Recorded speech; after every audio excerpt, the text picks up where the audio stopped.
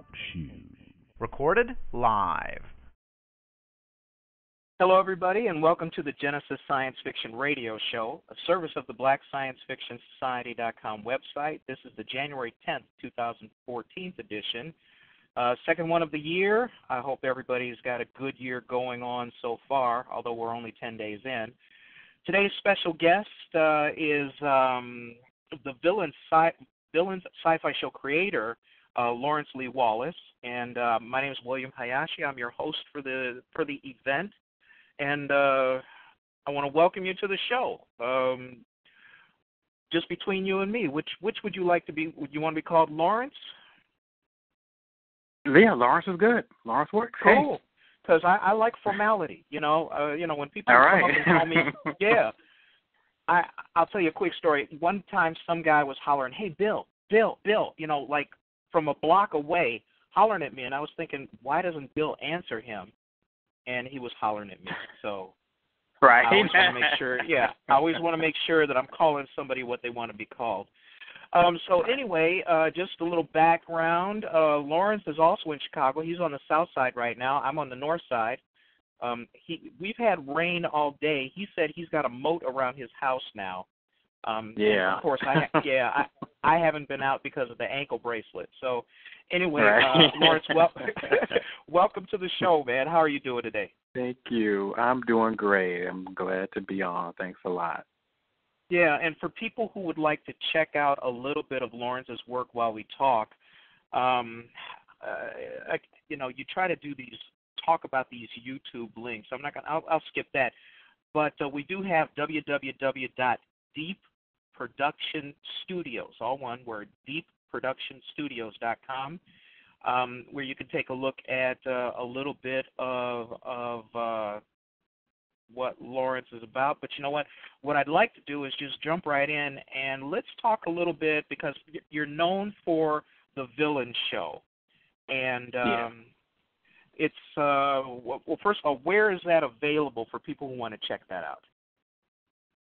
Right now, people can go to YouTube.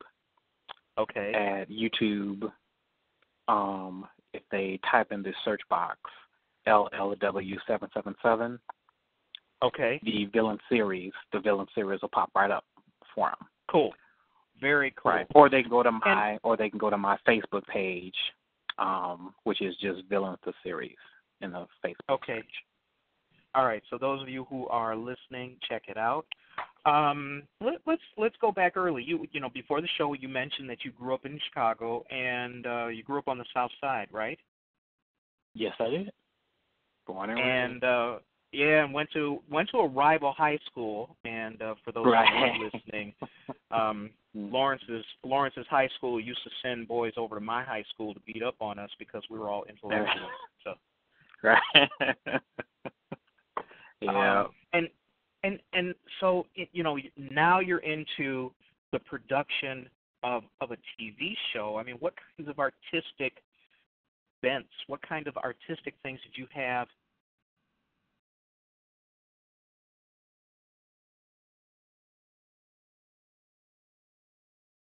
Like growing up, you mean? Hello.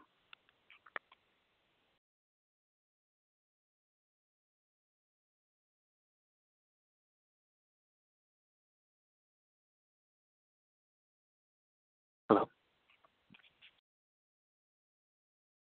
Hello. Oh, hello? Yes, please hold for just a moment. We seem to be having a little technical problem. Oh, sure, no problem.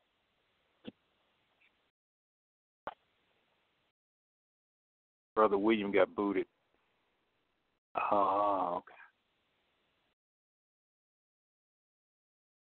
He probably dropped the phone with that margin and butter. Actually, that's the first time I've been dropped in I don't know how long. I think that's only the second time I've been dropped from the call. And you have me on, of course.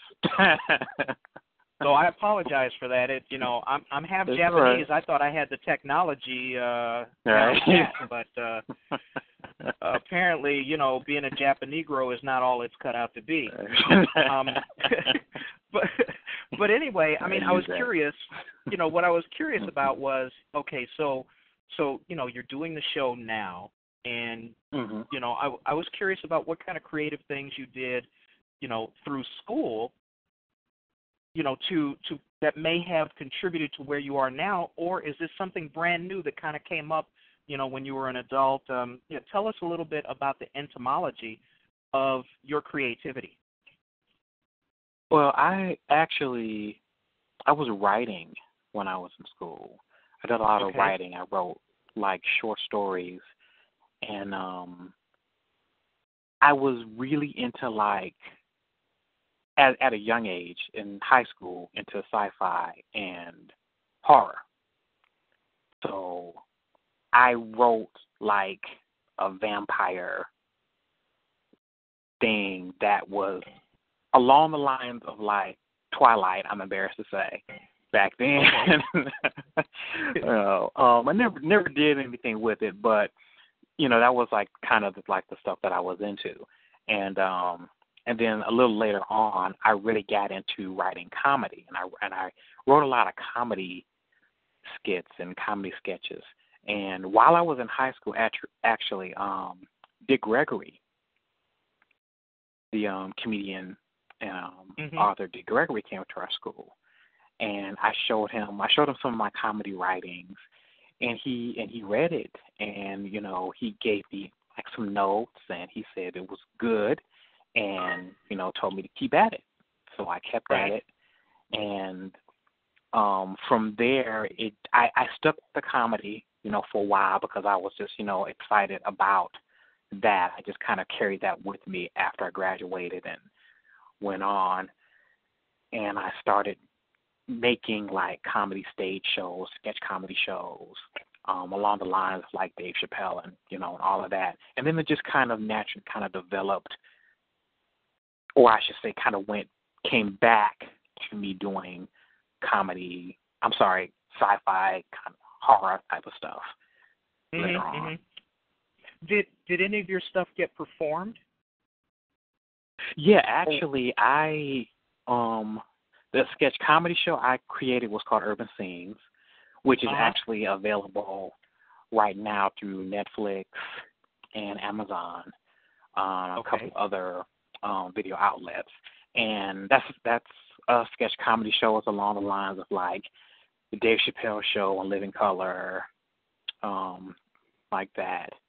And I actually started on stage with that, performed all over the city, all over the Midwest, a little bit on the West Coast when I lived on the West Coast for a little while. And that, went over real well. I got a distribution deal with it. That's how I was able to get it on Netflix and in Borders, when Borders was still alive, back in the early O's. And then, I kind of like stuck with that for a little while, and then moved into more kind of romantic kind of comedy stuff. Okay, and so, starting out as a writer is, it's not an easy thing, first of all, because, of course, that brand of creativity, many writers, especially if they don't catch on or they suffer even mild rejection, they just hang it up and kind of go and do something else instead of, working their craft, realizing that, the first thing you write is not necessarily going to be the best thing you write. What was it that encouraged you to kind of keep going? I mean, did you suffer any setbacks, or what kind of learning curve did you have that kind of pushed you to get better and better? Well, back when I was doing Urban Scenes, so I wrote Urban Scenes to be really edgy, Okay. Now, mind you, this was like before, like Living Color and Dave Chappelle Show and all of that is when I was doing Urban Scenes. And I wrote it to be very edgy, very over the top, and absurd. I was a big fan of, and I still am a big fan of Monty Python's Flying Circus. Right. and a lot of other kind of British comedies. And the Brits, they have that very absurd and very over-the-top style of comedy with, Blackadder and Dave Allen at Large and all of that. Oh, well, you and so you grew up in Chicago. Yeah. I'm sorry, right. Go ahead. Right, exactly. And I kind of styled my comedy along those lines, is very over the top and just really edgy and controversial and all that. And people would always, well, not always, but I would always get hit with oh, your comedy is so dirty, it's so dirty. Okay. It's like it's too much cursing, why are you talking about sex so much in it? And but it was funny. I saw you laughing in the audience, so so I would get hit with that a lot, but I still had numbers. I would do a show and the show would be packed, every night, and I get a lot of more positive feedback on how funny the show was, and just the audience's reaction, just the laughter and the feet stomping and the hand clapping and all of that. Nowadays, my stuff, with the stuff that's been out, it's like, I would be like right in line with everything. But back then, I was considered like really kind of edgy and, and kind of wild and out there.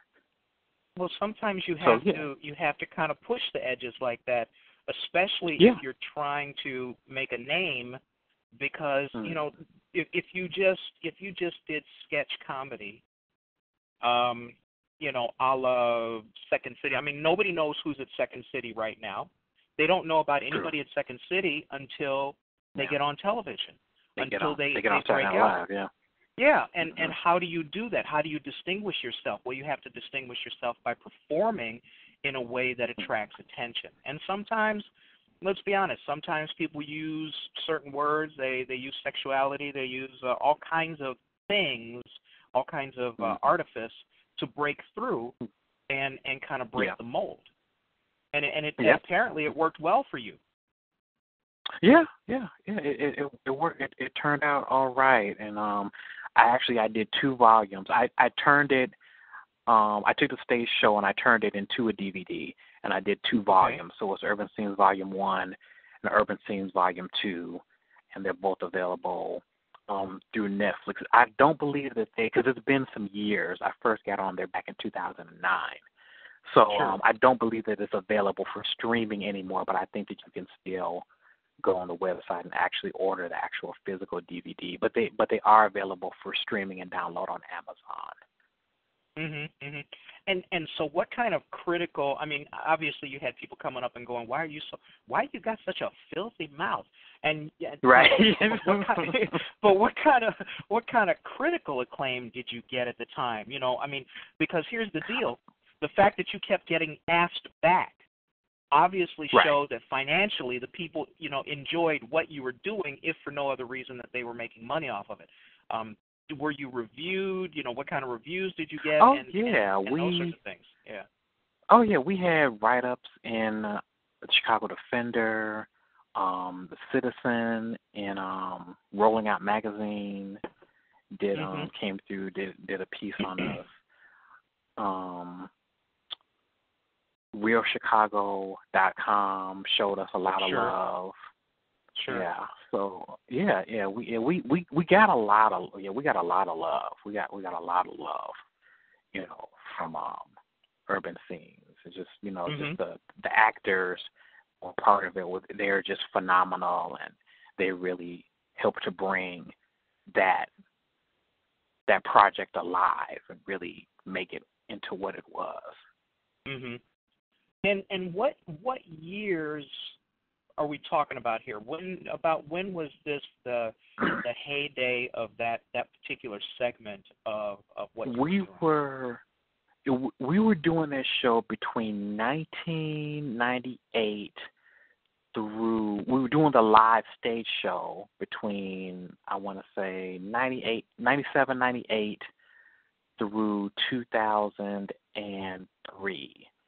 And then in 2003 is when I did the first DVD, Urban Scenes Volume 1. Took that to the film festival in Miami, the American Black Film Festival in Miami. And that's actually where I met my distributor and got the distribution deal for it and got it on Netflix and the other video outlets. Victory Multimedia, the name of the company. And in 2007 is when I did Urban Scenes Volume 2. And I performed on stage. Yeah, I performed it on stage. We did a couple of stage shows in between those times, but I haven't done an Urban Scene stage show. I haven't done any stage show in a number of years, actually. Yeah, because around that time I really got off into directing too, and I kind of stopped writing for a little while, and I was like directing other people's projects. And did any of those achieve the same level of success that you did for your own work? Oh yeah. I worked with Shawani Manson. Shawani Manson, she's a very popular and emerging director. Turned director, writer, turned director now. She's directing now, but before she had me directing all of her plays. Now she's directing herself. You know, but I directed like 3 plays for her back then, and all of those just did phenomenally. And now she's at the point where she's doing her own thing, and now she's just bigger than ever, you know, and doing her thing. She actually has a new play coming out January 25th called No Apology for You, My Love. That's going to be at Harold Washington Cultural Arts Center.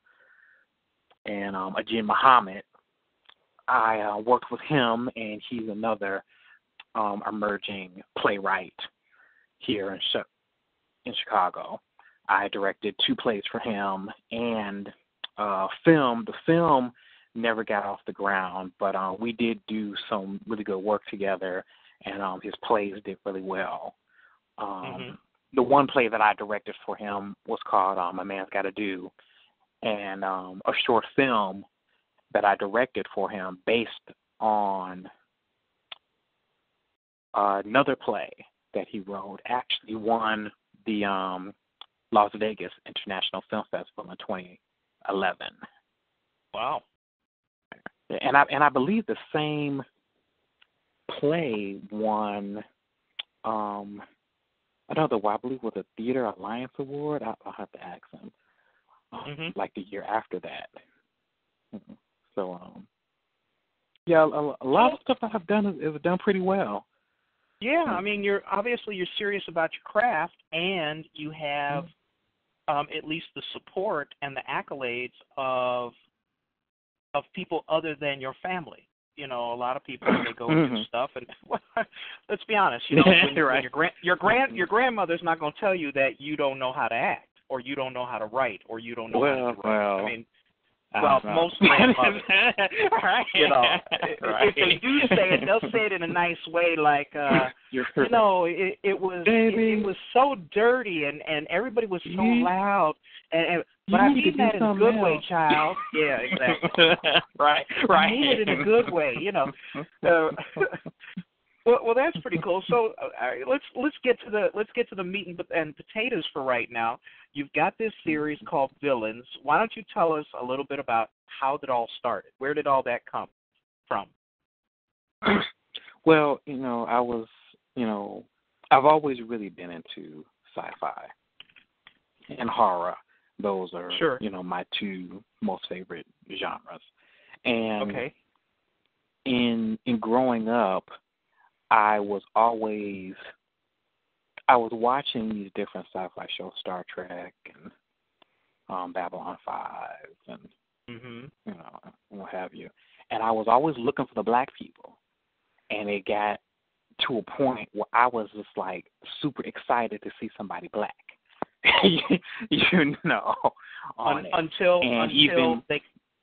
they died after the first commercial. Right, right, yeah, that and even in the books that I read, Right. I'm a comic book reader. I read comic books and I read graphic novels, and even in the books, you were hard pressed to find, prominent black characters. Even even in the books, they were just scarce, and I wanted to see that, and it was sad because whenever we were in something along the lines of sci-fi, we were good in it. Right. Right. We were we were just outstanding, and it was like, as good as we are, you would think we'd be in it more, So I wanted to do that. I wanted to do something sci-fi, something, fantasy, supernatural, have an African American lead or predominantly, African American cast, and it be that good, Right. So that's how Villans came about, and I didn't want it to be like your typical kind of superhero story. I didn't want to do like the costume thing and the he was in an accident and he got these powers, and I wanted to make it I wanted to set it a little more in reality, Okay. I wanted it to be I wanted the characters to be human. They're flawed, they're emotional, they make mistakes, they get confused, they get scared, they get angry. The twist is just that they have this added thing to them. Dimension. Yeah. Right. That just, that kind of magnifies all of that, which it kind of makes them more than human. And that's just on top of just being human and have to deal with ordinary human shit. You also have to deal with having these amazing powers. People trying to kill you for them. So, well, it sounds like what you did was you set out to make real characters in terms of having real emotions and being three-dimensional. Nobody can accuse Superman, from the 30s and 40s of having any kind of three dimensions. He was very, and along with that, you wanted to build sustainable characters in that their personalities and whatever flaws they might have were the basis for some good story lines. Am I correct? That's right. Yeah, exactly. And so in the early part of planning this, how did you go about, first of all, creating your creative universe, setting it up and putting together the kind of the rules of the characters, your little character Bible. How did you decide to construct all of that? Well, I was actually developing this for about a year. I went through several drafts of it because I wanted it. I wanted it to be fantastic, but I also wanted it to be realistic. Okay. So I took my time in just really developing each character, developing each character's background. All the characters in Villans, they have their own story. They have their own background, and they all intertwine with each other, and in some level. With the main character, Big Guy, I want him to be kind of like a cross between like Wolverine and Jason Bourne. Okay. Okay. But with a sharper edge. I wanted him to have that kind of anti-edge, that anti-hero edge, like Riddick, in that you're really not sure what he will do. You're really not sure if he is a good guy or not. And whereas the audience is almost kind of expecting him, to turn bad at like any minute. I kind of wanted, people when they're watching him to kind of to be on edge like that and watching, that character. Yeah, kind of like this. You wanted to create a character who defied predictive behavior, and exactly. who created kind of a dynamic tension in the audience that made him very, very interesting for them to watch. Like you said, well, you don't know if he's going to go off or if he's going to be the hero or what is going to happen, and that makes for an interesting character. Again, you don't want. I mean, you want sustainable characters who maintain interest. And if everybody goes, oh, you know what he's going to do? He's going to pick up that tree and hit the car, and then right. everybody's going to love him. Nobody wants right. that because right. There's no depth to that story, and there's no length to that story arc because it's so predictable.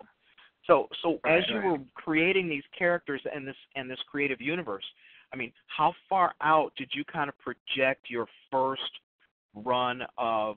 Essentially, what you were doing is you created the universe, you created the Bible of the characters, and then you had to start doing some character arcs so that you could script out your shows. Correct? Yes. Mm-hmm. Yes. And so it. Oh, go ahead. No, go ahead. Well, I'm wondering. You said it took about a year to get the framework of the show put together. Once you had that framework put together, what was the next step of the creative process? Were you looking at? I mean, did you do scripting? Did you even collaborate with other people for character development? I mean, again, take us through the whole process because, I mean, it's fascinating to see how people create something as encompassing and with the kind of depth that Villans has. Right. Yeah. So thank you. Yeah. I mean, I just, I wanted to make it a complex story. Now, and I wanted it to have layers. I feel that stories like this need layers. Sure. Like I said, I'm a big fan of British television. And how, one of my favorite shows is Doctor Who. And, and I wanted it to be complex in that sense, whereas you take your audience on a ride, where you have your audience kind of going with you in a lot of different directions, without confusing them, of course. Sure. But you kind of want to, you kind of want to lead your audience on a path. And in each step, it's something new and interesting for them. And just, in the script and in the future episodes, it's going to be, you're always going to find out something new about the characters and the story. It's always going to be something dynamic happening, to everyone, and not just the main character. Like everyone has their story, and it's. I think it's going to be great. The actors are great. Yeah. So you're looking at kind of like an ensemble set of characters where all of them have their own lives. They all have their own distinctive personalities and characters. And obviously, when you do that, that's the ultimate sustainability for a series, as we found out. I mean, look how remarkable everybody thought, what was that first show? Saint Elsewhere and Hill Street Blues were.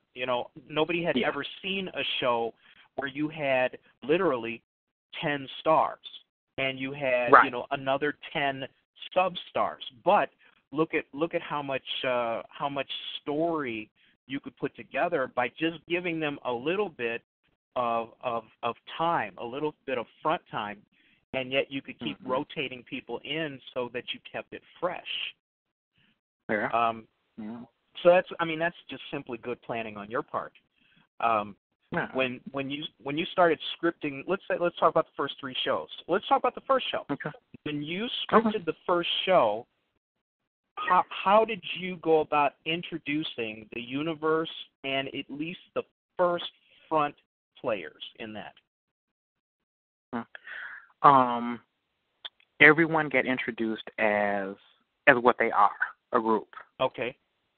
Yeah, right. So it started off with, with everyone, and actually, and that's the name of the first episode. It's called Intros. Okay.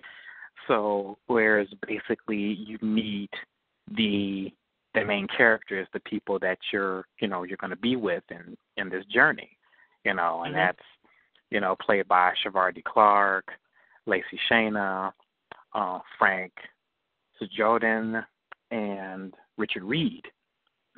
And you meet all of them, and in that episode you find out each of their personalities and what's going on with each of them, and it starts off with them in a halfway house, and they're in a halfway house for people with various addictions. And Richard Reed's character is a recovering gambling addict. Lacey Shayna's character is a recovering heroin addict. Frank Jordan, he's the comic relief, and he's a recovering sex addict. Big Guy, played by... Right. Haven't we all? Big Guy, played by Shavardi Clark. He comes in as a John Doe. Nobody knows who he is. They call him Big Guy because he's this big, muscular guy. Okay. And he doesn't remember who he is. All they know is that he had high levels of what appeared to be steroids in his system. So they assumed that he was some type of roid rage, right? Type of thing. Yeah. And immediately there's tension amongst everyone, but they're stuck here. They can't go anywhere. So it's a situation that they all have to deal with, and as they're, moving through this situation, they begin to find out more about themselves. And as they're finding more about themselves, they, help Big Guy to find out more about himself. And they wind up, creating a kind of almost dysfunctional friendship, almost like a codependency in some ways on each other, because they have these, addictive problems, and it's compounded, by the fact that they have kind of stumbled onto a world that they didn't know existed, because as they're together, they begin to realize that Big Guy, he's different. He has supernatural abilities, abilities that he can't even understand himself and that he has. And then they discover that there are other beings also with supernatural abilities that are coming for him, and they're in the way. So they have to kind of put their differences aside to, in order for all of them to survive. So to deal with the bigger issue. So that's how you introduced. You introduced the characters, and here are some psychologically damaged, rather dysfunctional characters. But out of their dysfunction, they manage to at least bond together, not band together at maybe not at the very beginning, but they bond together because of their commonality of experience. And then it sounds like you kind of unroll, you reveal the various forces at play in, that will be driving the storyline, plus driving their behavior and their friendship, correct? Exactly, yes. Yep. All right, so people take note. I mean, you don't have to all of a sudden, do 250 pages of expository writing or 2 shows to do that.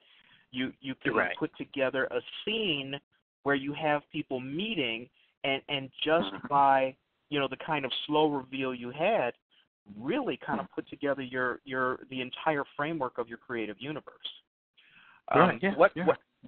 What kind of see, I'm a smart anyway. What kind of response did you get when, that's what I wanted to ask. Are these all local Chicago actors who are doing, you're working with right now? Or you worked with at the beginning? Let's start with at the beginning. These are all Chicago people? Yeah, for the most part, Lacey Shana is actually from Michigan. And she's a trooper. She was actually driving from Michigan here for about 2 weeks. Yeah. We shot like straight for 5 days, and she came here and she just stayed here for 5 days. Then we had to do some pickup shots, and she drove back for like another 5 days, like back and forth, straight. Yeah. Just very dedicated, great actor. And I've worked with her before. I worked with her on a romantic comedy that I did in 2009 called If You Love Me, and she's just great. She was great, and this was a very different role for her too, and she really came and knocked it out of the park. Well, that's great, and a lot of people don't realize just how much creative talent Chicago has for both stage and film. Oh yeah, yeah.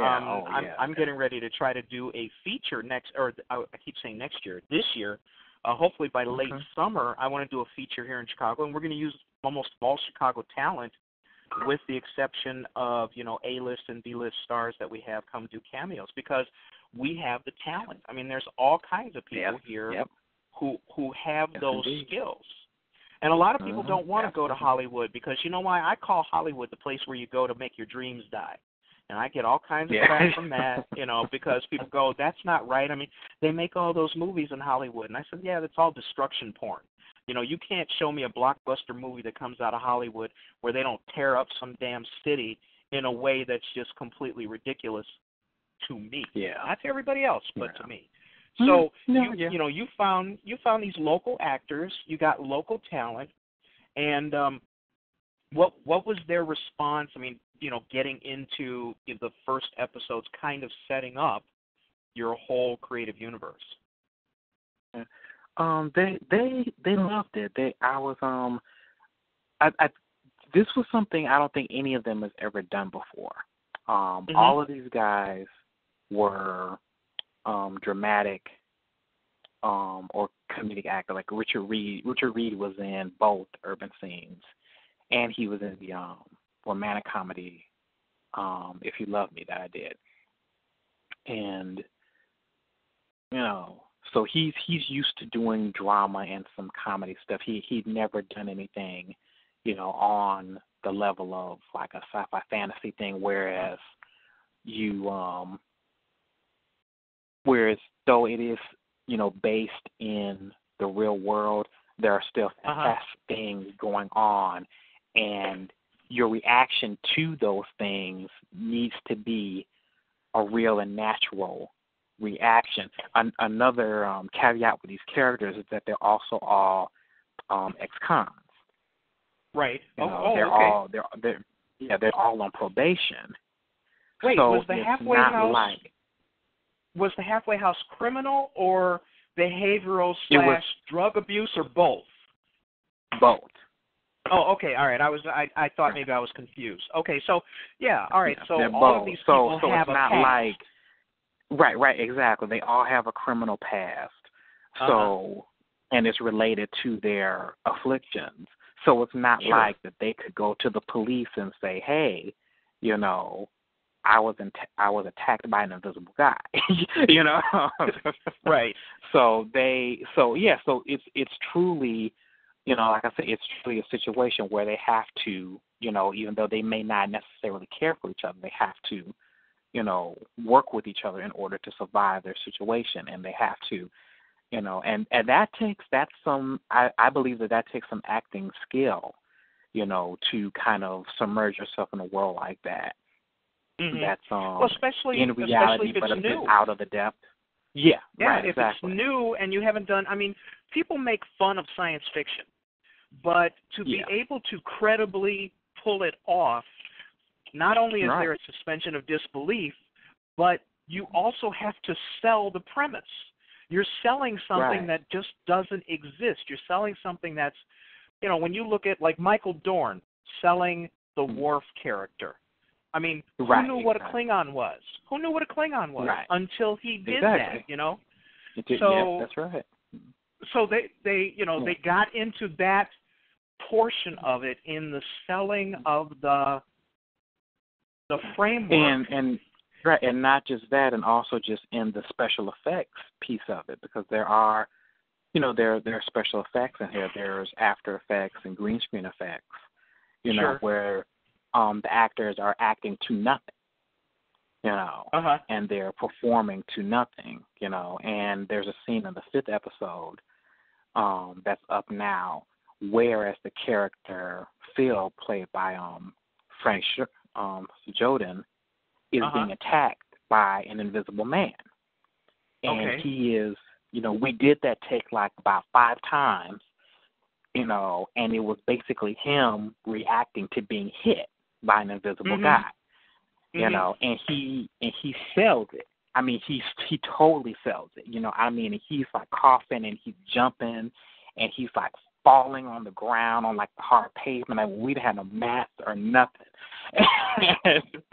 And you know, when he's like flinging himself across the room and pretending to be, you know, getting choked, and he's really selling, and that's what you have to do, you know. And you know, and that takes talent. I don't think people really know that, you know. Well, there are some actors. There are some actors who can't do it because they think to act like that is silly. You know what I mean? And the thing is selling something like that. You know, I forget who it was. There was some comedian, and you know, I'm old, so I don't remember anymore. No, I do. I have CRS disease. That means can't remember something. But the thing is there was a comedian who, and I can't remember who, and I apologize, who one of his bits was getting beat up by an invisible person. And you know, obviously being a comedian, comedians have very little fear compared to regular actors. And a lot of actors won't act in sci-fi because they're scared to. You know, it's like, I can't pretend that tennis ball is a monster and act like it's really scaring me or something like that. So, I mean, it seems like, I mean, what kind of audition process did you go through, or did you just really literally luck out and get a good troop of people who fell into this well? I did like 2 weeks of auditions, and I saw a lot of people. Yeah, I saw and I talked to a lot of people. I had a lot of people read, you know, and I got people to read the most outrageous parts of the script to see how they would handle it. You know? Trial by fire. Trial by fire. Right. Exactly, because you're gonna have to say it. If you get the part, you're gonna have to say it anyway. So let me see you. Let's just get it all out the way now. You know, and you know, and some people got it. You know, a lot of people didn't. You know, but the people that did get it, they really got it and really showed up. You know, came through. Like everybody that's in the show is, you know, super, and that was really important to me. It was really important for me to have actors that actually got it, because I didn't want to have to rely on heavy special effects. Because kind of like what you said before with the destruction porn, you know, a lot of stuff, you know, a lot of people make sci-fi movies nowadays, and it is more about the blowing of things up, you know, and tearing down of buildings and stuff like that, and a lot less about what the story is, you know. Well, and your stories are completely character-driven. I mean, you started out with characters. You had people who, first of all, they were definable in today's culture. Okay, so you got some people in a halfway house. Well, shoot, everybody knows about that. And then, you know, then what you did was you know, as you said at the very beginning, you took ordinary people that we, if we can't relate to, at least we know about, because, you know, most everybody knows someone who's had a drug problem or you know, something stupid like they got caught with a half an ounce of weed and they spent a year in jail for nothing, you know. So people understand that. And then what you did was you gave these characters, you started giving them depth immediately. Okay, yeah, so-and-so's in a halfway house. Well, Big Guy. Is that what his name is? Big Guy?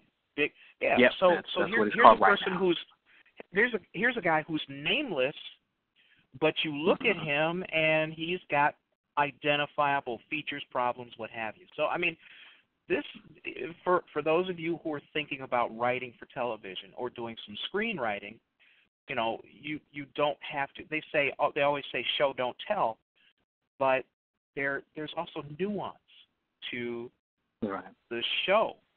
You know, it's not just, you know, you don't just show, you know, Buford Pusser walking tall, you know, all of a sudden having, you know, X-ray vision. You know, there's a little depth to creating the character. All right, so you got your actors. You did a bunch of auditions. You gave them that trial by fire. You said, yes, you're going to have to pretend like there's a big green turbo about to eat you. Go ahead and action. And so they had to actually pull that out of the bag for themselves. What did you find out about, you know, the people who came to audition? I mean, were a lot of them, did they know what they were going to have to do? How did they react? You know, you obviously have a good crop now. How many people did you have to go through before you found the ones who you've been working with the most lately? I went through quite a few people. Yeah, like I said, it took about 2 weeks.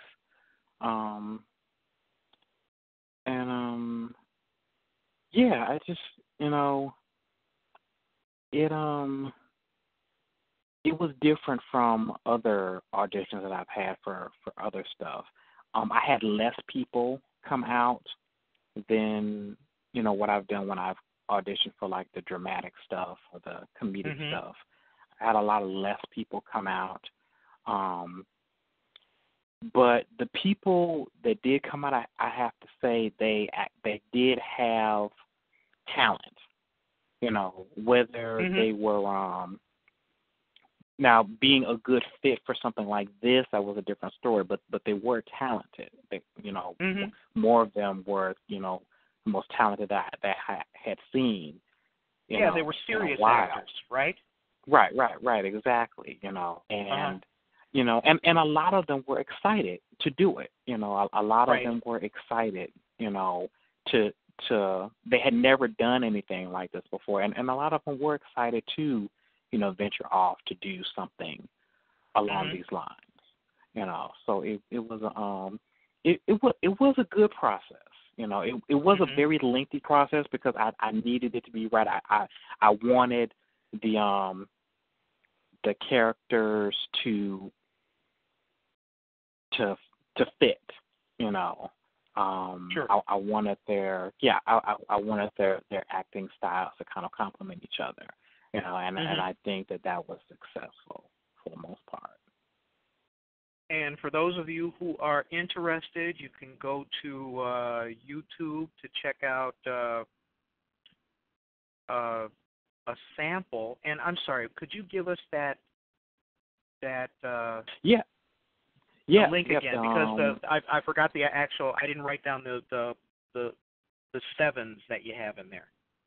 No, it's okay. For the channel, yeah. It's just it's youtube.com/LLW777, and the videos will come right up.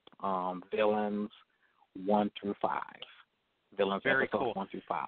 They're up And right just now. to make it easier, it's Lawrence Lee Wallace. That's the LLW, and LLW 777. So that's not too hard to remember at all. Yeah. So, okay. All right. So you get your people, you have your script, you talk about putting together the first your pilot production. When you finally had all the elements together, here's something that people want to know about. What kind of funding did it take for you to start this out? What in terms of like let's talk about the pilot episode. What did you do to put together the resources necessary to get this done? I saved up and called in favorites of our friends. Uh-huh. Called in favorites of our friends of mine. Yeah. Yeah, you self-funded from your friends, and you did what it's funny because everybody thinks, crowdsourcing, what a great invention. Black folks have been crowdsourcing all of their creative endeavors all of our lives. Right, exactly. we just didn't do it on the web, and so everybody else is going, oh yeah, India go get to, I forget what the other big one is. No, we've been doing that a long time. Yeah. Oh yeah, Kickstarter. Yeah. Right. And at least with not unlike Kickstarter, if you didn't make your goal, nobody snatched the money out from under you. So that was all right. So you put together everything with kind of like grassroots funding, and then you set out to produce your first show, right? Right. We actually shot all 8 episodes last year. Really, all at one time, or at least in a row, right? Right. Yeah. We shot for 5 days straight, and then we took a break because we were shooting like 12, 14-hour days, like every day. And then we took a break and then came back. And we went to just weekends for a while, for about I want to say a month. We did that until it was finished. So you essentially did your first run, or would you call it a season? First season? Yeah, or just your first run of shows. Yeah, we first did, season of shows. You did them all at one time. Yeah. Yep, we did it. Yeah, we did the first season. Yeah, we did the first season. I wanted to do the first season. I was confident that that we could get it done, get it out there, have it start kind of building momentum, because I didn't want to like wait and like kind of like piecemeal the episodes out. Sure. Not on the internet, because the thing about YouTube is like an ocean of garbage, and it takes a while for the good stuff to kind of rise to the surface, And I wanted, to have my stuff done and out there and building momentum, building up and kind of, rising to the surface of, everything else that's out there. Well, a lot of people see the internet as a great equalizer and a good way to get your word out, but it's still tough. It's very tough. How do you get people? A lot of people tell me as an author, you need a Facebook page for your works, and I'm going, my friends already know about my damn books. okay, and they already right. bought them. So all those people who are my friends, they already know. And that's the kind of insanely counter-seductive part about digital, what do you call it? Publicity. So, you obviously have a following now, and like you said, you knew it was going to start out slow. You did a lot of episodes so that at least people could see, they did. And I could see that. That's very smart, because if you did one episode and another episode came in a month, people forget about you in a month. Exactly. Yeah. So how did you build up kind of, to build the traffic that you knew you needed? What were your techniques for that? Well, I already had an audience, right. from your earlier stuff. Yeah, from urban scenes, from the plays that I directed with Shawani Manson and G. Muhammad. Sure. From when I did If You Love Me, which If You Love Me, that was a romantic comedy I did that was very big. It was at it did the film festival circuit. It was actually a Black Harvest in 2009.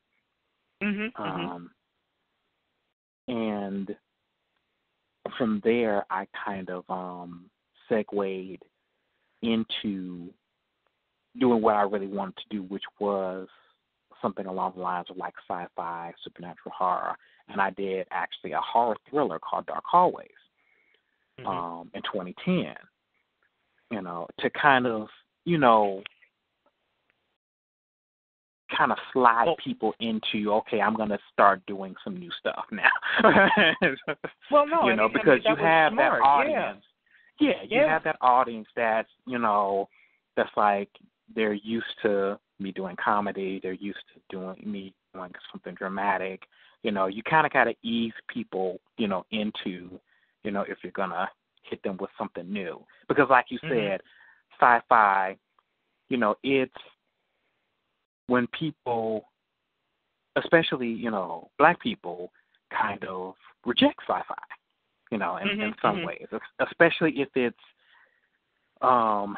something not mainstream, or if it's something that's considered geeky or nerdy, like they'll go see Transformers, or they'll go see, X-Men or Superman, but they may have a hard time with Ender's Game or Oblivion or something like or that. Oblivion. Right, exactly. Something along those lines.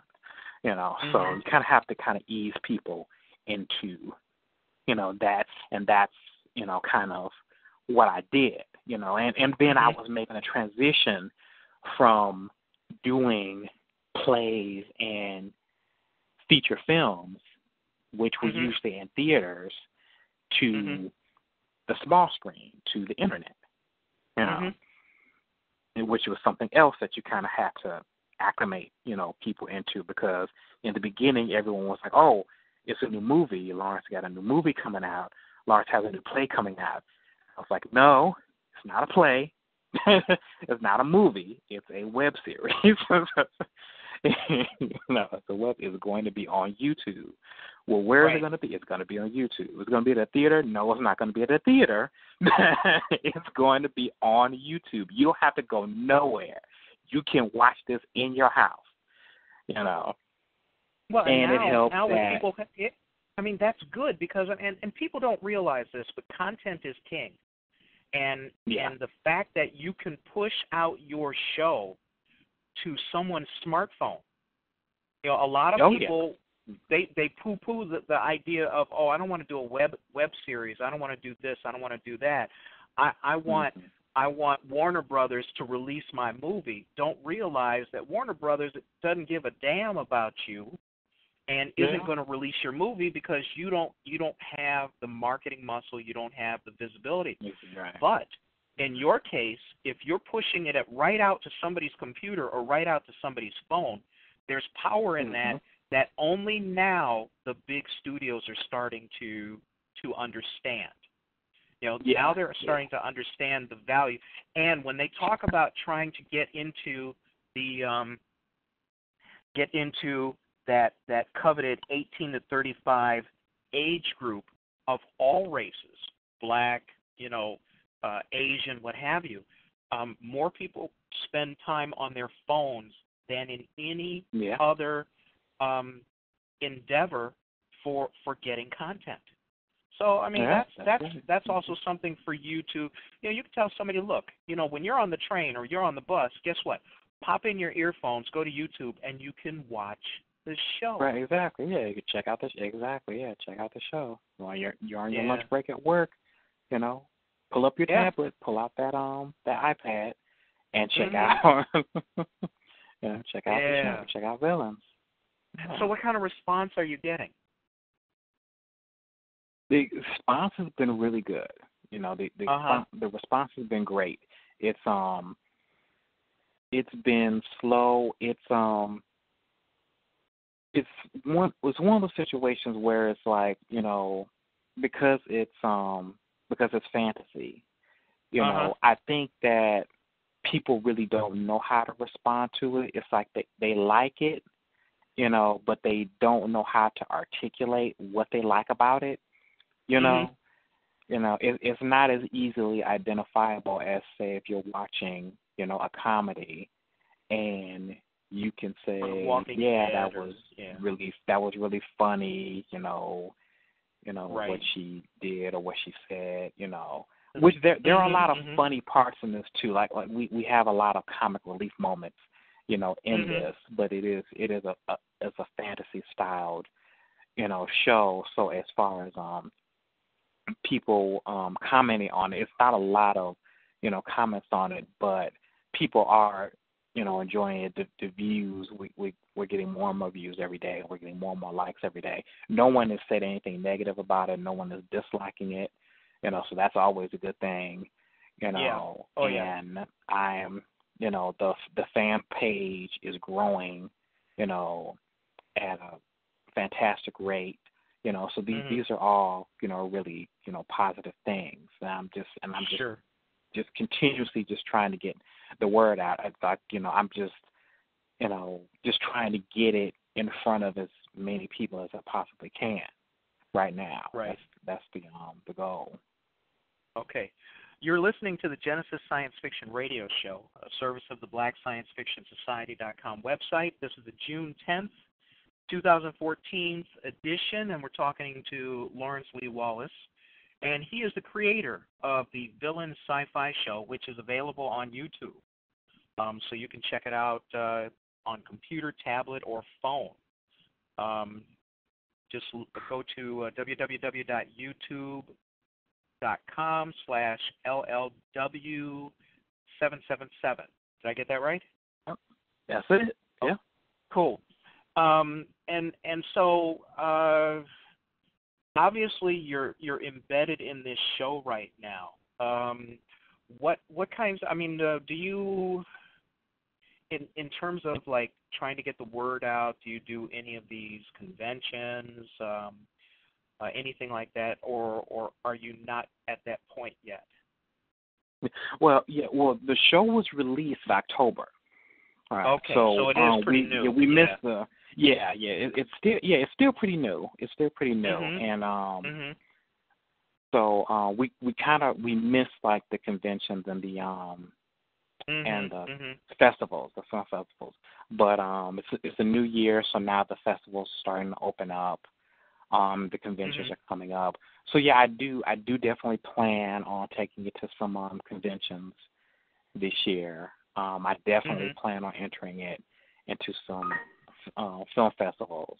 A lot of film festivals now have a web series category. I'm definitely going to take advantage of that. Very cool. So I'm really looking forward to doing all of that. Yeah. Some people have some production questions for you, like things like what kind of equipment do you use? How big a crew do you have in terms of doing your actual filming? You mentioned some green screen work. Let's talk about your hardware first of all. I assume you're filming digitally, correct? Yes. I shot this entirely with Canon T3i. I shot it between a 35 millimeter and a 50 millimeter lens. And I edited. I'm still editing it. Oh, sure, of course. I mean, you do that. I mean, how big a crew do you have? I mean, it sounds like you're also, wearing multiple hats in terms of the filming process and, of course, post production. But really, I directed it. I wrote it. Of course, I'm producing it and I'm editing it, and that was pretty much it. The sound was done by Phil Posen, great sound guy. The visual special effects are being taken. Well, in the beginning, they were being taken care of by Shane Tierney, and now Dick Schmitting has taken over for the visual special effects. Marcus Pfizer, film photography. He's my director of photography. And for TD folks, she was my assistant director. Whitney Napoleon's my production manager and assistant. So you've got you've got a crew. Yeah. You've got a crew of about a half a dozen. About a half a dozen. Pretty much. Crew. Pretty much. Yeah, pretty much like a half a dozen crew of great people. Yeah. Yeah. And so, as a collaborative project, is it easy for you guys to operate as a team? Did it take much kind of filling in and getting used to each other, or was it a fairly easy process for you? No, it was fairly easy. Most of everybody I worked with before, the visual effects guys were new, but very easy to work with. The sound guy, everybody else I've worked with before in the past. My makeup, my special effects makeup and regular makeup artist, Princess from Princess Palace. She, I worked with her before in the past. She did the special effects makeup on Dark Hallways, the horror movie. And she's great. She's phenomenal. She did a phenomenal job, with the makeup and the props on Villans. And again, the crew. I like to. I stick with people, that I know for the most part. For the most part, I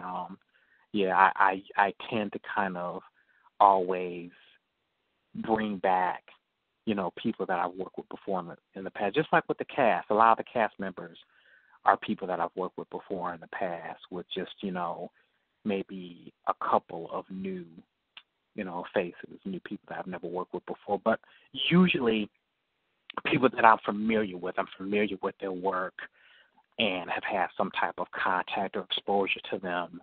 And it's, a mutual thing of us wanting to work together. And we just waiting for the opportunity to do that, and it came. Yeah, plus everybody's looking at shared success because, nobody's going to jump into something like this and not want it to be good either, especially if you know the people. Your friends don't want to mess you up. You know what I mean? Your friends, if they're involved in it, if you have that kind of relationship, it does work well. The people I work with, I've been fortunate enough to have four of my scripts. My first four scripts were actually filmed, and when you look at the credits, it's like the same people over and over and over again because you know who they are, you trust them, they show up on time. They don't eat all the good stuff off the lunch tray. So sometimes they can be greedy as hell, but that is true. So you've got a good crew. You've got what did you say, 5 episodes under your belt? 5 episodes that are out right now. And how many are in post right now? I've got 3 in post. Okay, so you got, 8 episodes, man. And to do 8 episodes right off the bat, it gives people a very good opportunity to look at the quality of your work.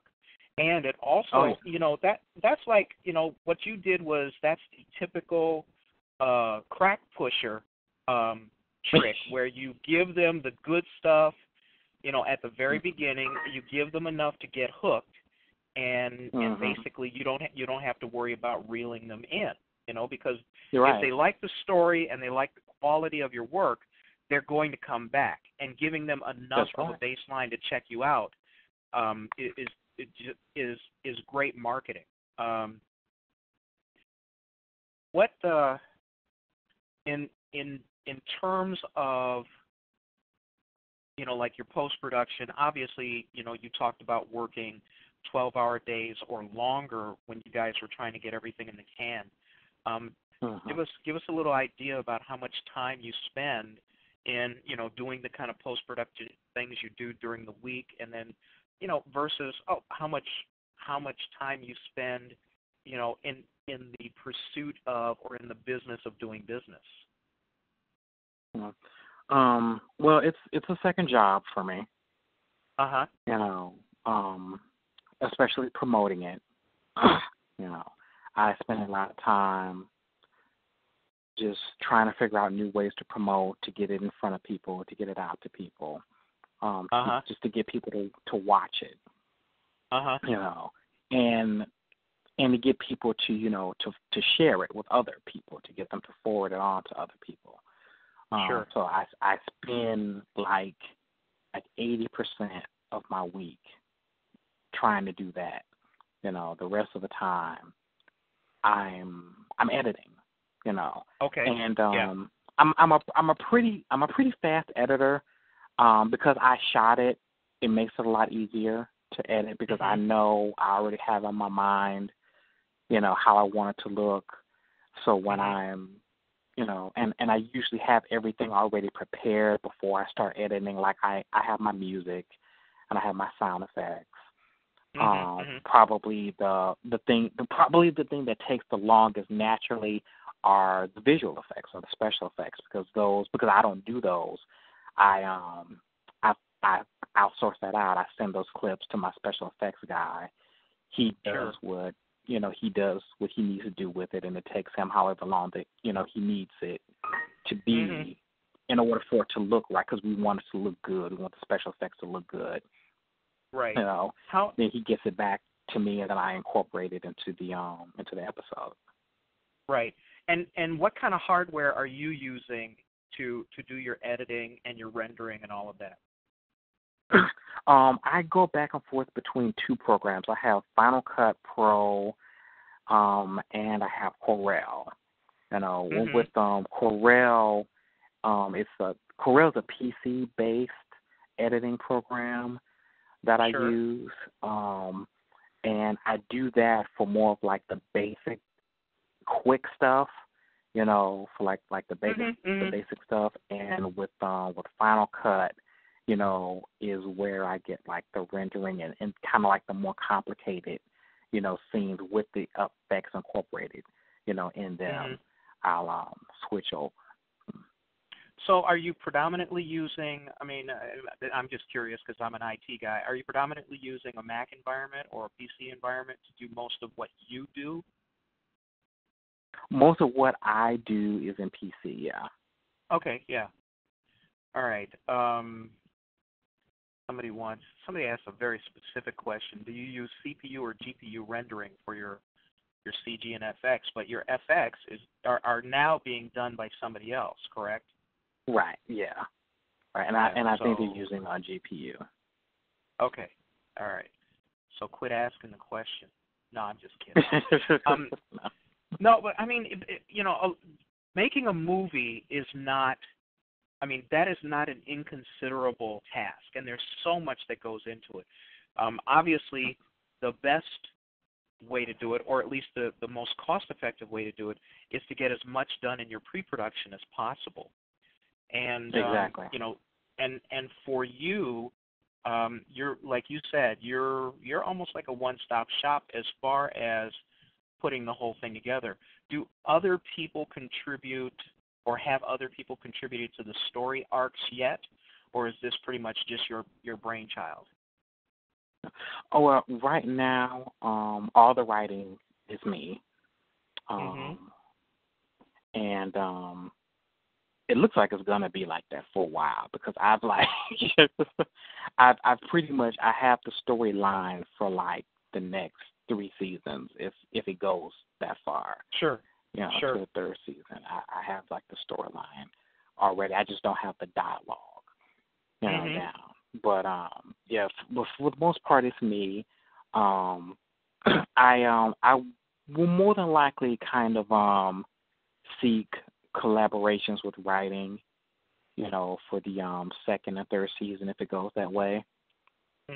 You know, just to kind of get, because as it grows, as it develops, and you know, you bring in new characters, and you know, and the story, you know, continues to develop and grow, and it kind of ventures out into other areas, you know.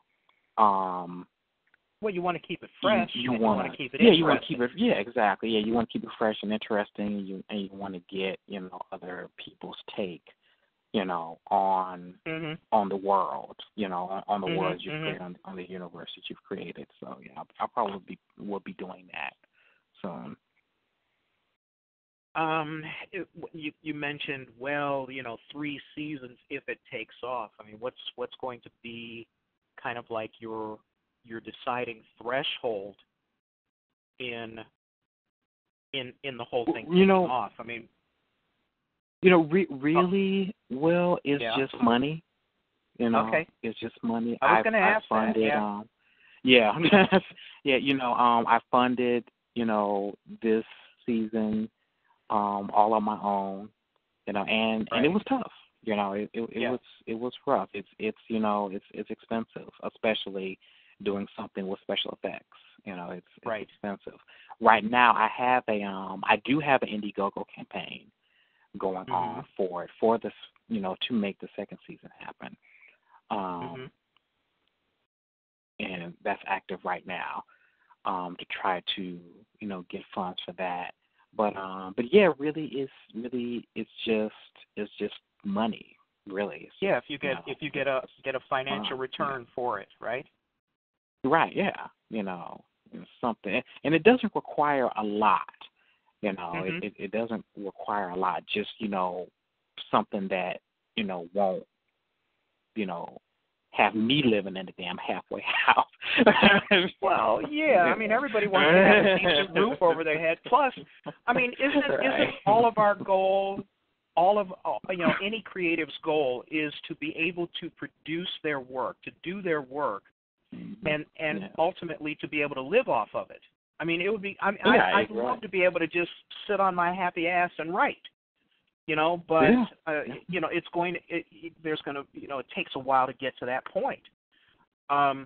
If you weren't going to be doing this, I mean, let's just say, and I can't see how it would happen because the momentum seems to be on your side.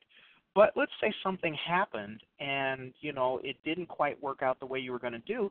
I mean, and please, I don't mean this in a bad way, but I'm curious, you know, do you have a fallback plan? I mean, do you have other projects that you could say, okay, take 2, you know, that one didn't work, let's jump into this next one? I mean, or are you really, really submerged in making this successful, which you should be, in a way that you can't look at failure, or you can't look at that terrible circumstance where you go, oh man, you know, I owe my aunt and she is mad at me, and if I don't get her money back, you know, but you know what I'm saying, you know, because you don't want what you did to put someone else in financial straits.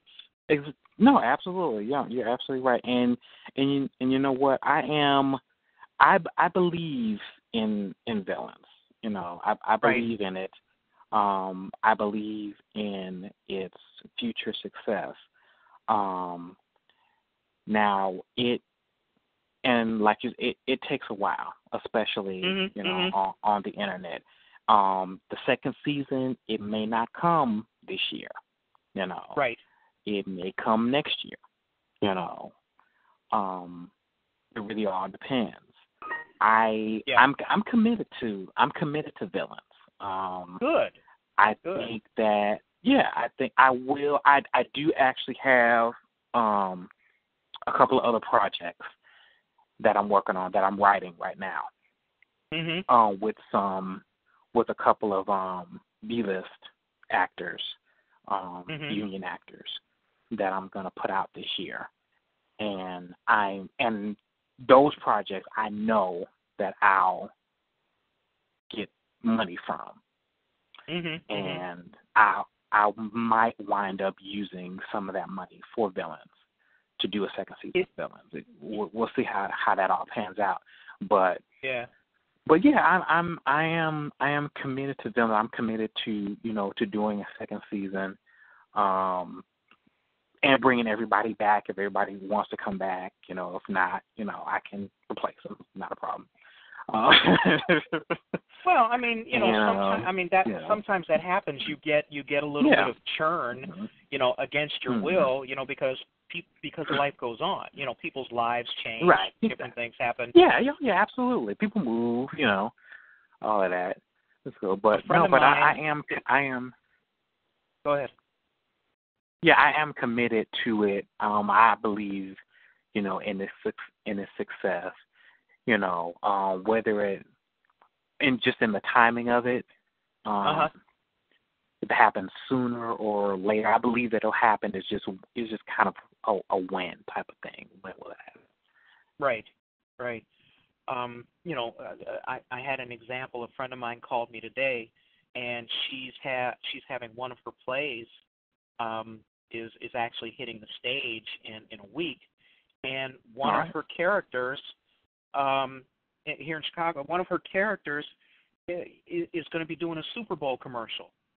So they can't, because of the way that is, she lost that character. So now she has to find somebody to fill in. I mean, those kinds of things happen all the time.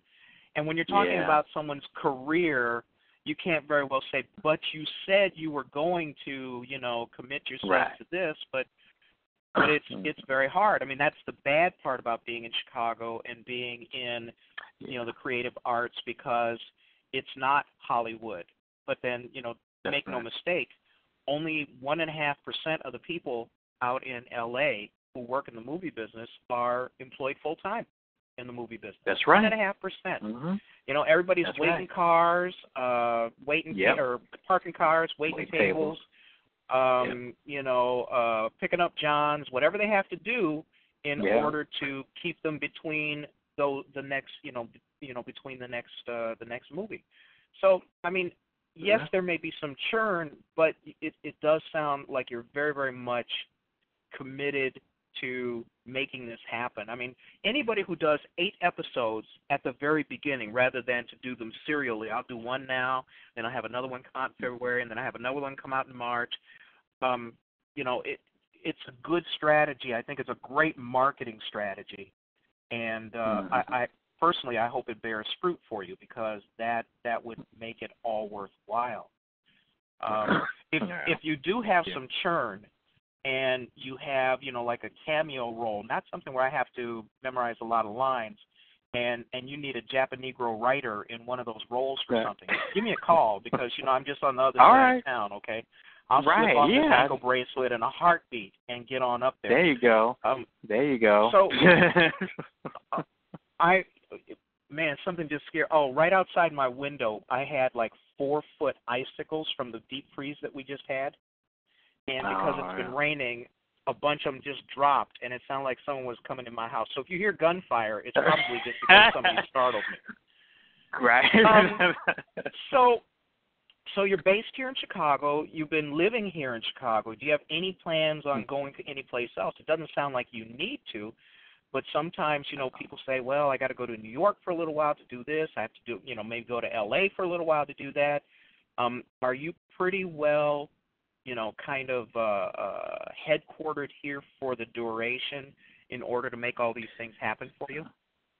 Yeah, man, I'm good here in Chicago, man. I would go out to and I was in New York a couple of years back working on a film project. It's a film from China Colston that's actually coming out later on this year that I'm acting in. That she directed and produced. So I spent a little time out there doing that. Sure. So I go out there for that type of stuff. You know, I have friends out there that will hire me to be in their stuff or help them out with their stuff, and I go out there for that and do my thing and then come on back to Chicago.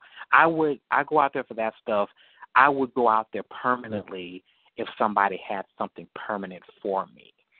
You know, if somebody was like, you know, I want you to write on this show, and it's a guaranteed, you know, I see what you're saying. Sure. Season, you know, 90 episode show. I want you to act on the show. It's a guaranteed 90 episodes. I want you to, you know, something like that. You do know you're dreaming, right? There will never, ever, ever, ever, ever, ever, ever be a 90 episode show as long as you and I are both black. Well, but I do understand. Well, no, I Charlie understand. Sheen, Charlie Sheen got one. Charlie Sheen, not a 90 episode. You don't get a 90 episode deal. I mean, I suppose maybe you could. I mean, you probably could. But if you did, we'd be talking about your butt for years, man. Did you hear about Lawrence? He got that 90 show deal. Right. Yeah. That would be good. I mean, I'm doing a pilot right now for I'm doing a pilot right now for Showtime, and you know, pilots. What do? They do like about 250 pilots a year, and like 20 make it on the air. You know, 20. Yeah. But then when I found out, I mean, that's not a bad gig. You know, if you do get a show and it has legs, they're paying like, you know, just so people can know, they're paying about $30,000 an episode for the writers who do very, very good shows. You know, which is not bad. I mean, that's the money that you could. You know, I would move for that. You know, I would go someplace for that. Yeah. Yeah. No, that makes sense. Right. Yeah, but no, I'm not trying to move out there, you know, on a dream and a prayer. No. Right. To make your way to stardom. Right. Exactly. You know, I mean, you know, no, I can do that here. You know. Yeah. You really can. Especially with the internet, you can do that here. Yeah. You know, I don't know if you know about this, but if you get to the point where your shows are picking up steam, and you know, anytime you do an episode of a show, and you spend over $50,000 on it, you know, you get a 15% tax credit. Yeah, I do that. Yeah. So I mean, I didn't pretty good incentive. 50,000. Yeah, I didn't get to 50,000 yet, but well, you know. but it's worth thinking about because of the production. You know, Yeah. I also found out that when you know, if you have investors and you sell those tax credits, people are getting 90 cents on the dollar for them. Yeah. So it's a good way to fund a production. Yeah. Mm-hmm. Yeah. Do you film around the city? Or are you doing mostly green screen? Do you pull permits or you do guerrilla? I'm a guerrilla style filmmaker my whole life. Straight stealing locations left and right. But you know, and that's part of the reason why I like shooting here in Chicago as opposed to shooting in New York or Los Angeles, because here in Chicago, police really don't mess with you if you're like out. I mean, of course, if you're like, you know, making a blocking traffic or something like you know. But I mean, there's been times. I remember when I was shooting Dark Hallways, we were on the north side. We were like around your area actually, and we were on a corner shooting a scene where a guy or girl jumps in the car with a guy, and they you know, they have like a little dialogue, and he drives off. So we were standing in the corner, and it was like 10 o'clock at night, you know, and I'm out there with a light and a camera, and I'm shooting this, and we're going back and forth. And the police, you know, pull up, and they shine a light on me, and they're like, "Hey, what you doing?" And I say, "Shooting a movie." And I'm like, "Okay," and they just drive on off. That was, you know, that was it. It was another time I was actually shooting on the lakefront. This was for Urban Scenes. I was shooting on the lakefront, around Rainbow, and sure. Yeah, and a police officer rolls up on us, and you know, he stops. He's like, "What are you guys doing?" You know, so, you know, we're just shooting some scenes for a movie. And he goes, "Really?" And I'm like, "Yeah." And, at first we're like, oh, I guess he's going to write us a ticket. And he starts, asking us questions about the film industry because he was an aspiring filmmaker. Mm-hmm.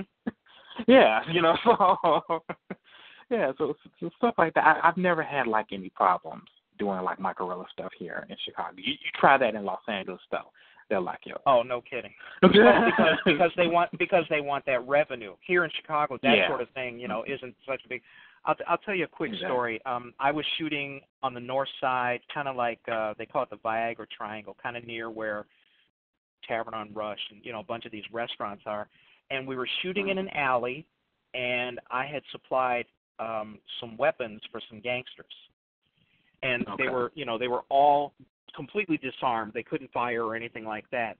And we actually, luckily, we had actually pulled a permit for this one because it was in the middle of the night, and it was in an alley. We didn't fire any firearms because we added them in post. So a police officer, it was two cops in a car. They rolled up on us, and we had the alley blocked. We had some lights up. They said, "What are you doing?" I said, "We're shooting a movie." And he said, "Well, did you, because it was in that Gold Coast neighborhood. White folks don't want to be bothered." Right, so, right. and that's when you pull a permit. When you have to be up in those neighborhoods. And it was so funny because at first they got out, they looked at the paperwork, they inspected all the guns, and they said, "Whose guns are these?" And I said, "Well, they're mine." And at that time, I didn't have a firearm card for Illinois. And they said, "Oh, really? Where are you from?" I said, "Well, Wisconsin." And then I had a brainstorm. I said, "Can you guys do me a favor?" And they said, "What?" And I pulled out two actor release forms. I said, "Could you just drive your police car past the end of the alley? Don't show us a number or a license number, and then we'll include it in the movie because we need a police car to go by." Well, we didn't really, but I told them we needed it. Right. Then right. All of a sudden they got excited. "Really? We'll be in the movie?" I said, "Well, yeah, but don't tell anybody because we didn't get clearance from the commander to shoot any police cars." He said, "Okay, well," and they drove by the end of the alley with their lights on 3 times for us to get some film. We got the film, and we actually used it for this short movie. But I'm telling you, that's only cool. in Chicago. You can't do that in New York. Right. You can't do that in L.A. You can't do that any place else. Just Chicago. Yeah, that's right. So that's a good reason for you to hang around here and shoot that too. Exactly. Here too. Yeah. Yeah. How about the people? I mean, the people who you bump into. Obviously, sometimes you inconvenience people. Do you get pretty good response on the street? Do you get people are kind of interested in seeing what's going on rather than calling the cops and going, "Oh, we got some dark folks up here making a movie"? You know what? I've never had any issues with them shooting out in the street amongst the public. People have always been into it. They've always, if there were people around, they've always been into it. There was only one time where a woman called the police on us, and this was while we were shooting Villans, and it was the first time anybody has ever done anything like that. And I've shot all over the city. And if people saw us, they would come out and they would watch, right, and laugh or clap or whatever, ask questions, but never give us any problems, But we were shooting, and this woman across the street, it was an older woman, called the police on us. But here's the thing: the police never came. The police never came. We we finished shooting and we packed up and we left. The police never showed up. How'd you know she called? And we were on the south side. We heard her on the phone. She was right across the street. We heard her on the phone. She was loud.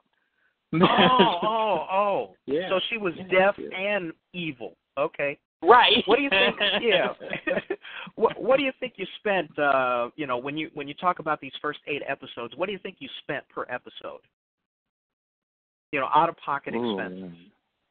Do you have even a guess? Like I can give it a guess like somewhere between like 1,000, 1,200 an episode.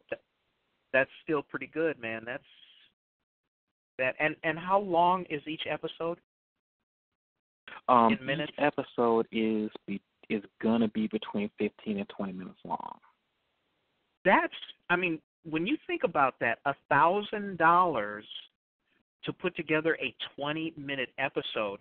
I mean, if we use standard Hollywood accounting, a 20-minute episode with how many effect shots do you think you have in there? Now, see, and here's the thing: like, not every episode has special effects in them. Well, let's say with two, so, a 20-minute episode with 2 effect shots, you can be talking anywhere from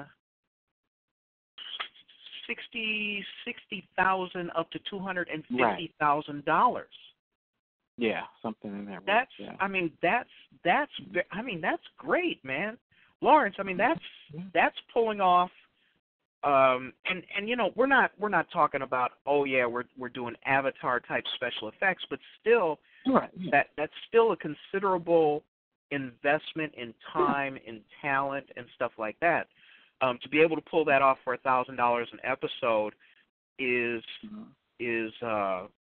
that's laudable. That's very good, man. Yeah, thank you. And the effects are good. The effects guys, they did a really good job at making effects as believable as possible. So yeah. Yeah. So in your story arc, are you? And I apologize. I simply didn't have time to check out, you know, the first few episodes that you have online. But in your story arc, are you looking at how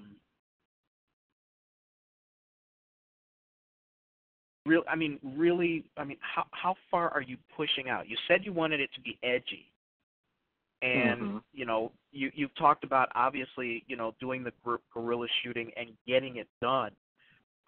When you talk about trying to put together the story arc that you're putting together, it seems pretty involved, and also because you have the control that you are maintaining over the writing because you're the sole writer at this point.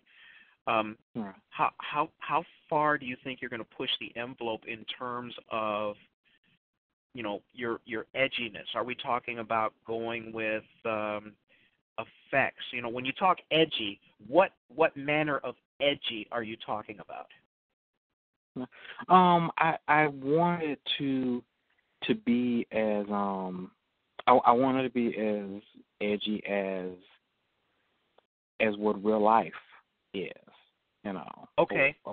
Sure. Could be in these particular people's lives, you know, and what they've gone through and what they're going through, you know, in their lives. I want their experiences to mirror that, and I want their personalities to grow and change, you know, as a result of it, you know.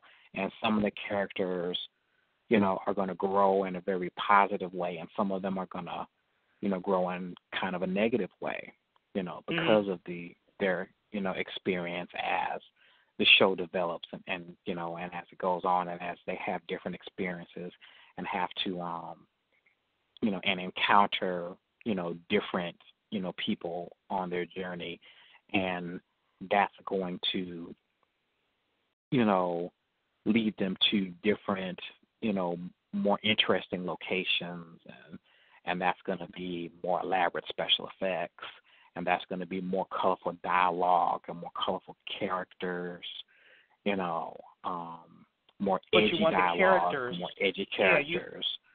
You want the characters to reflect real people and how real people go through life in their real life situations. Right. And I wanted to, and as the situations escalate, their personalities are going to escalate with them, you know. Well, sure. But okay, since you're talking about an urban series, and since you're talking about your premise is these are people who met in a halfway house. Mm-hmm. For people who haven't seen it all, how do you bridge your universe of having powers with kind of this whole the urban setup of the premise of the creative universe? How are the powers going to be utilized or reflected in how these people solve everyday problems, or are they going to be presented with maybe supernatural or alien circumstance where their powers are called into play? Well, the powers are actually, as the show progresses, you're gonna see that the powers are gonna be, they're kind of more of like the premises that everyone here has. Everyone in the show has some type of affliction, and the powers are in some ways are going to be almost like that. They're going to almost be like afflictions, but they're also going to be part of who the person is. Even people that have vices, that have drinking vices or drugs or drug whatever, vices, whatever. That's also who they are. That's also their personality, and the people that have powers, that's going to be their affliction, and it's also going to be who they are. Also, it's going to be, what their part of their personality. So the powers aren't going to necessarily be like a situation where it's like I have these powers, and when I need to, I'm going to become this person with these powers.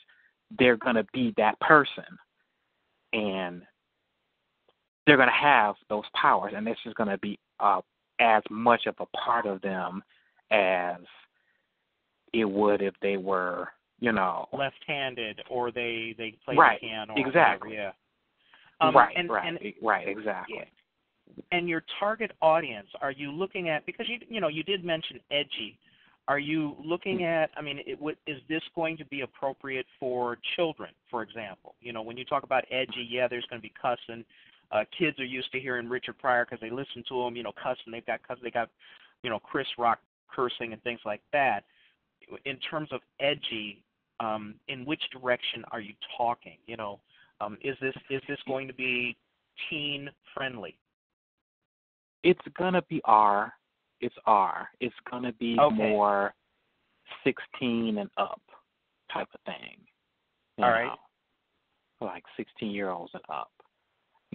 For them, they can handle it because they're, if put it like this, if they're old enough to play Grand Theft Auto 5, old enough to watch them.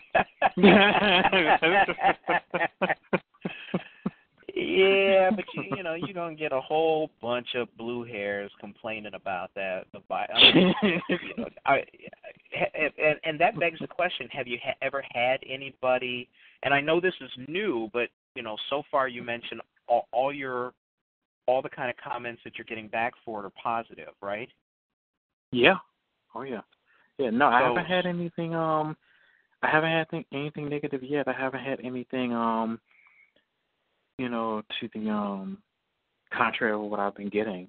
Everything's been pretty positive. No one so far has had a problem with the violence, with the sex, with the content, with the language. Yeah, none of that yet. And we've got all of that. There's violence, there's sex, there's drug use, there's language, and it's only gonna get better. Really? It's only going to get more fun.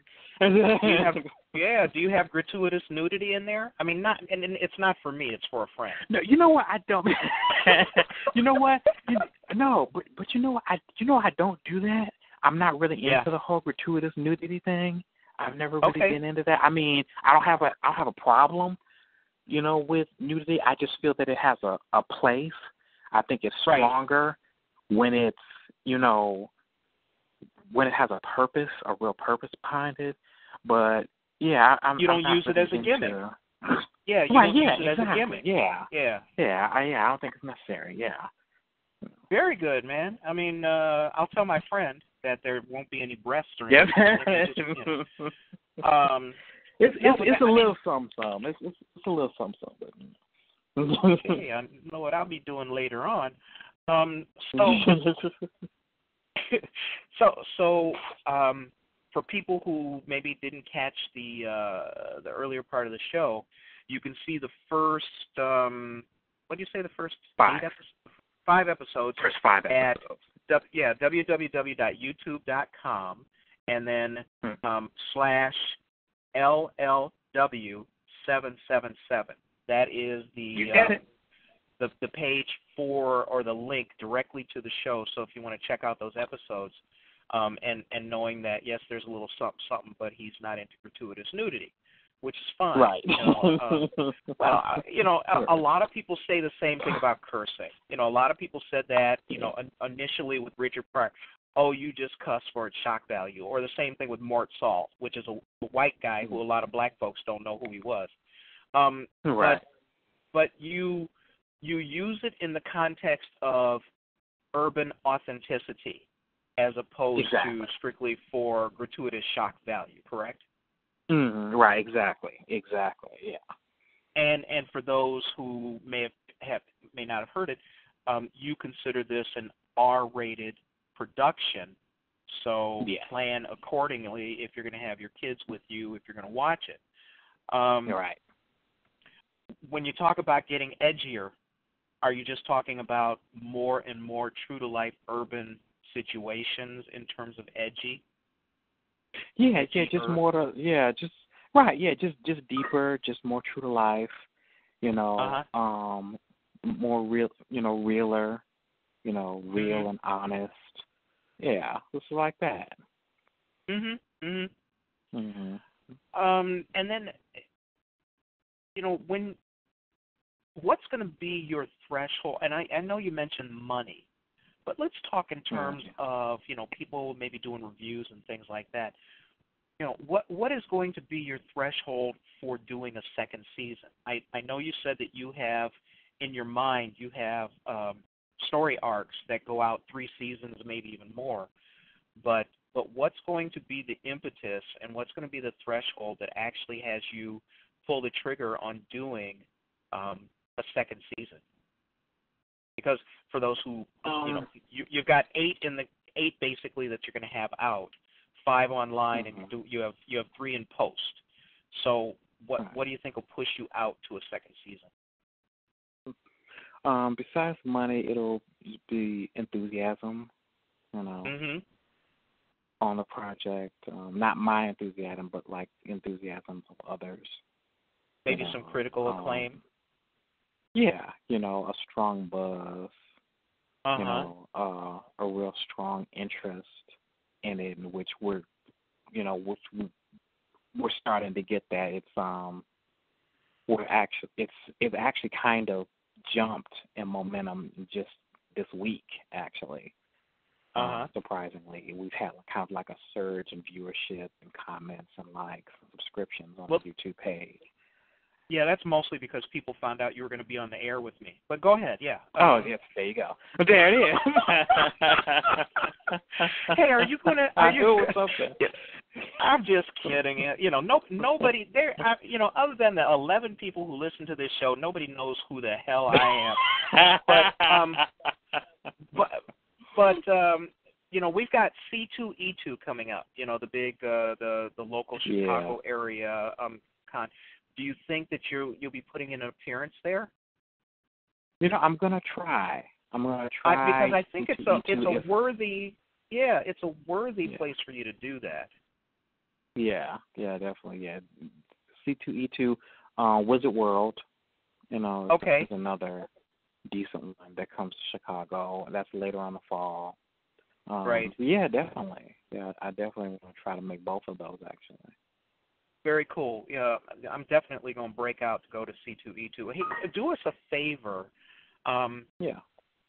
Go onto the BSFS site, the website, and go to the events calendar.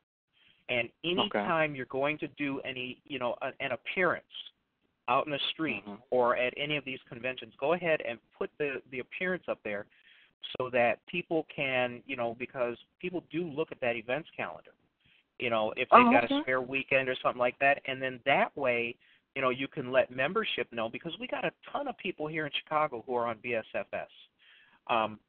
Let people know where you're going to be so that they can come out and support you and come out and actually meet you in person.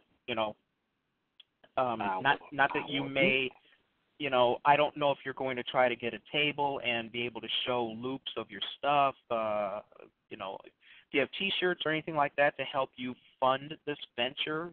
Things like that you could possibly sell. Right. Yeah, that's the goal. that's what I want to do. But I'm researching it now to see exactly what I could do at C2E2 to build. Yeah. Well, I mean, a number of people from BSFS are going to try to meet up at C2E2, maybe even go out to dinner or something like that.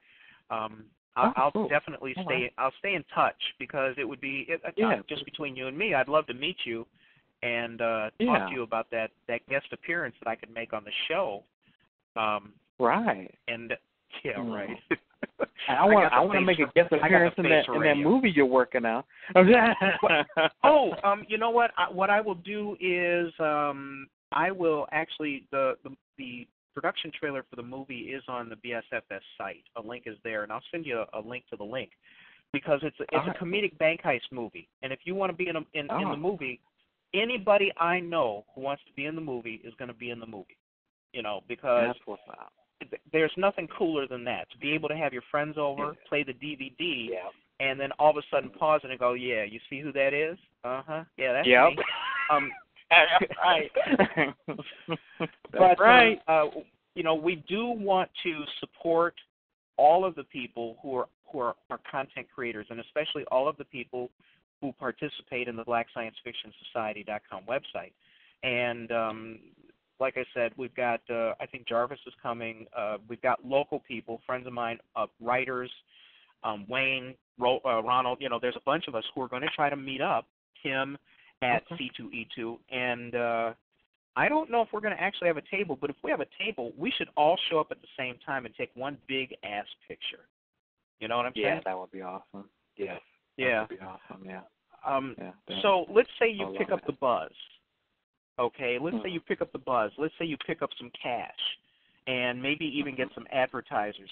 When do you think you might start on a second season? And I know it might be a little bit premature to ask you that, because you're still in post for the first season, but are you talking about filming maybe during warm weather, or what are you looking at for production time? It would be in the fall. I'm maybe looking at like September, August, September. Mm-hmm. Yeah. And if anybody in Chicago wants to try to audition to be in the movie, where should they contact you? They can email me via my website, dproductionstudios.com, or my Facebook page. Yeah. On my Facebook page. They can go to my Villans Facebook page, or my D Productions Facebook. I also have a D Productions Facebook page. So basically, they can find you anywhere. Yeah, they can find you anywhere. Yeah, pretty much. I mean, if you Google my name, Lawrence Lee Wallace, my whole life is pretty much on Google. If you Google me, Lawrence Lee Wallace, yeah, I know. Yeah. If you Google Lawrence Lee Wallace, my mugshot, everything comes up. Yeah, I was about to say that's how I got caught. Right. That whole social networking thing makes it way too easy for folks to catch up with you.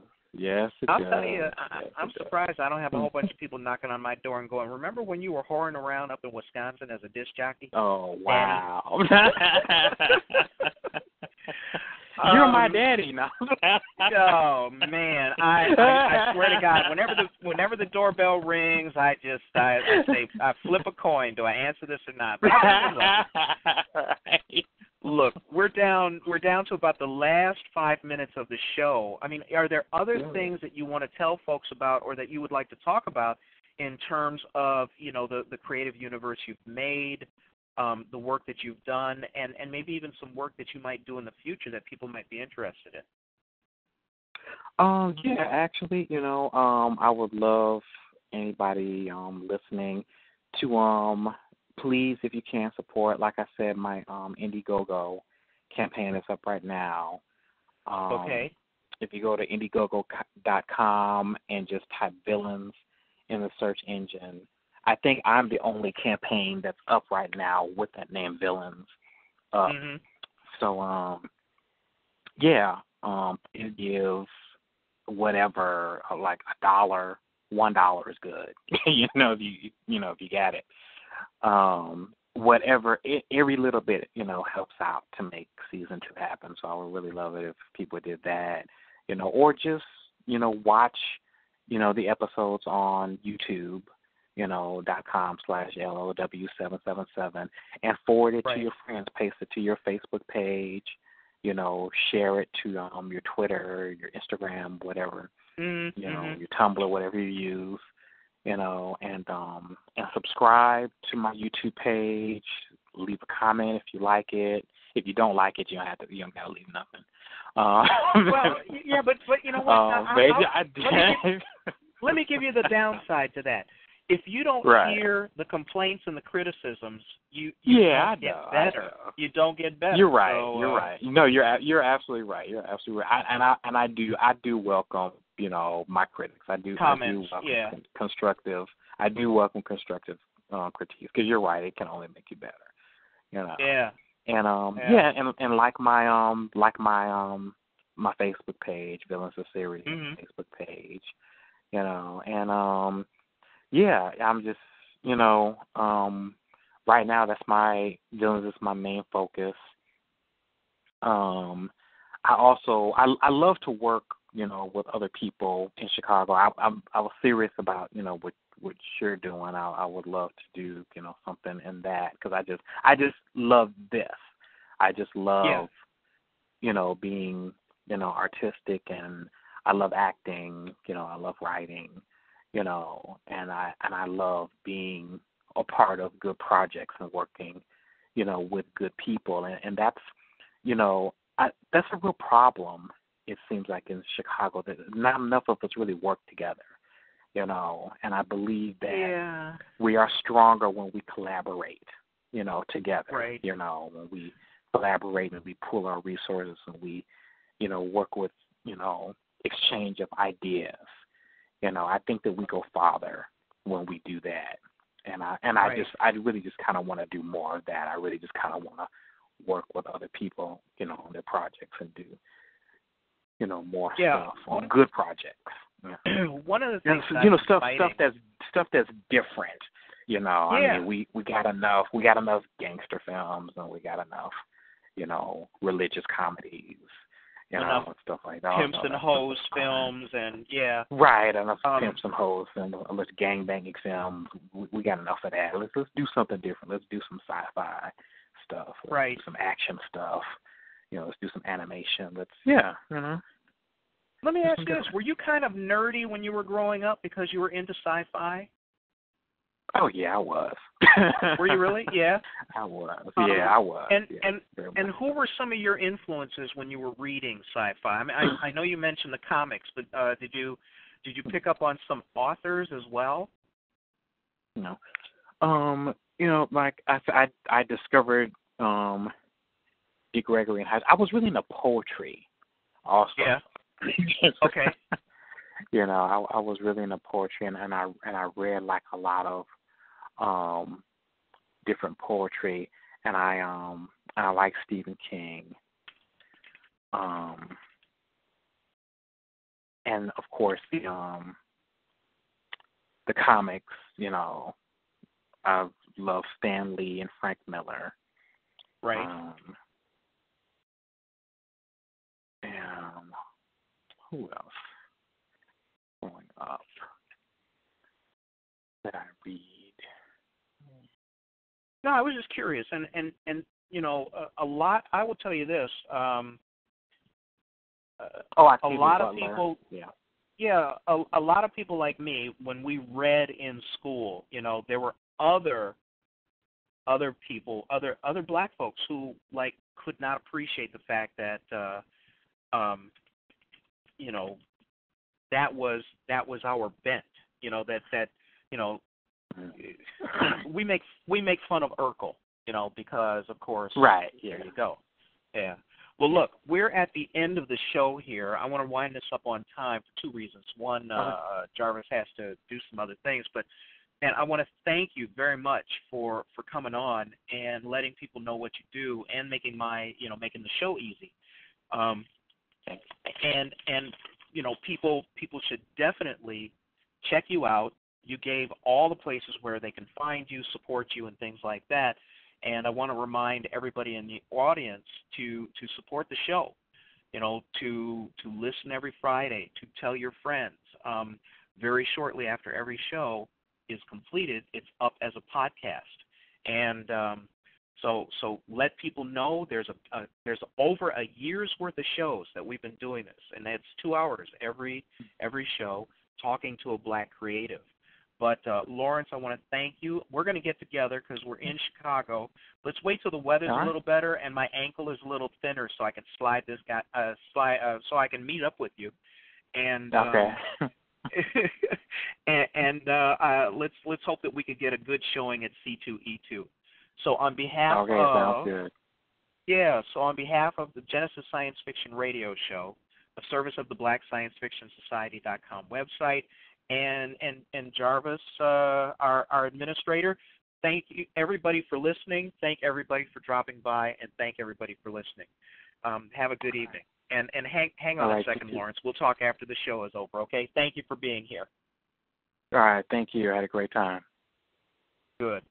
You had a great time. Good. You had a great time.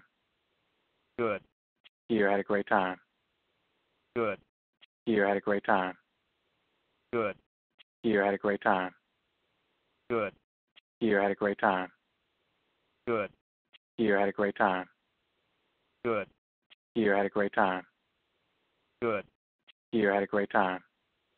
Good. You had a great time. Good. You had a great time. Good. You had a great time.